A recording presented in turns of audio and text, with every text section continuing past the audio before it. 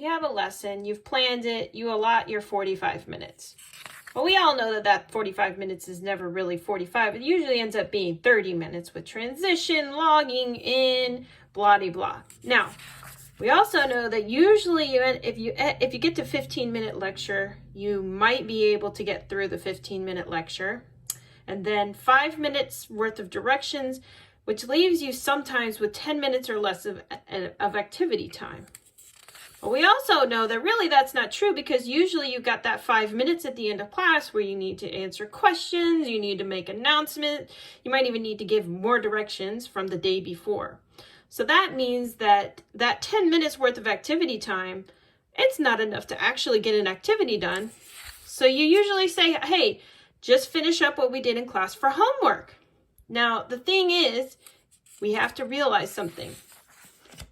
If each of the kids' teachers do this, and they give 30 minutes worth of homework every single day, and electives give homework, which yes, they do give homework, that's going to be an extra 2.5 hours of work every day for each kid.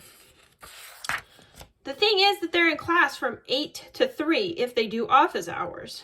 So from 8 to 3, that means they're going to be working in school and they don't have time to do their assignments because they're going to their classes. Plus, after school with homework, they've got 2.5 hours. That means they get done working about 6 p.m. if their homework takes them 30 minutes, which for a 6th grader, I don't know if it would take them 30 minutes to get something done, especially if it was reading longer than a paragraph or something fairly complicated where they had to go back and watch a movie. So that leads to zeros in the grade book and frustrated folks. But here's the thing.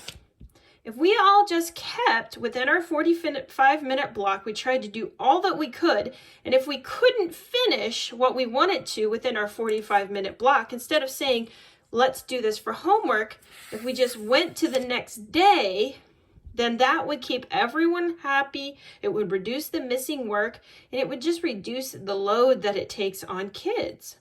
Now, the one thing is that you stress because you're like, well, if I just tell them to finish it the next day, then I'll be behind. But you know what? It's okay. We've been told that online learning takes longer and that we're not going to get through the whole curriculum for the 2021 school year, that things are going to be different this year.